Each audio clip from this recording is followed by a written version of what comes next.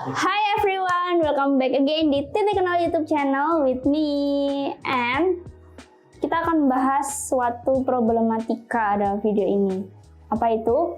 Kita akan bahas apa sih sebenarnya perbedaan dari problem atau isu. Karena kan zaman sekarang pasti banyak banget anak muda yang bilang dia punya trust issue atau mereka punya banyak problem. Nah, sebenarnya apa perbedaan dari problem dan isu di sini?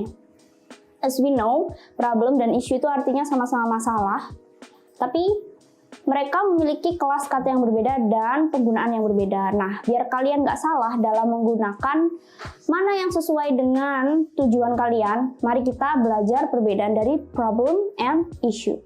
So, don't forget to always subscribe, like, and comment our video, okay? Langsung aja check it out di sini.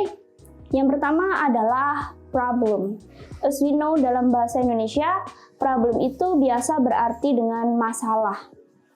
Ya kan? Kita mungkin bisa bilang, I have many problems. Aku punya banyak masalah. Tapi kita juga bisa bilang, you have some issues in your life. Berarti kan kamu juga punya beberapa masalah. Lalu perbedaan yang spesifik dalam dua kata di sini adalah, kalau problem tadi artinya masalah dan kelas katanya adalah noun, kata benda. Menurut kamus Oxford, ini sudah saya terjemahkan ya kan, problem itu adalah sesuatu masalah yang tidak bisa dimengerti dan sangat sulit. Jadi kita bisa bilang problem ini kita bisa bilang general problem. Jadi umumnya dalam suatu permasalahan itu kita bisa bilang adalah problem. Intinya problem itu sesuatu yang sulit diterima dan sulit dipahami. Jadi masalah yang benar-benar susah banget untuk diatasi gitu kan.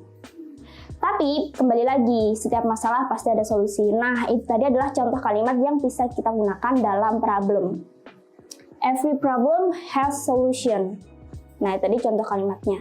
Lalu apa bedanya dengan issue? As we know, di Indonesia biasanya issue ini artinya adalah isu, ya kan? Kita bisa mengartikan sebagai isu. Tapi dalam bahasa Inggris, isu ini punya dua macam kelas kata dan mereka memiliki makna yang berbeda.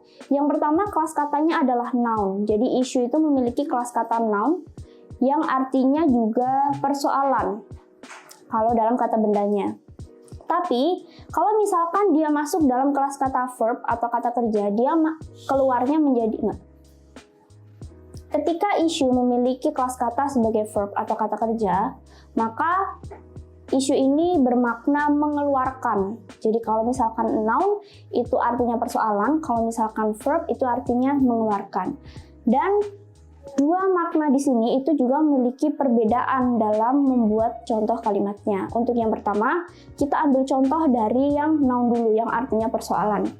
Tadi seperti I have trust issues. Berarti kita bisa bilang, aku punya persoalan yang berkaitan dengan kepercayaan.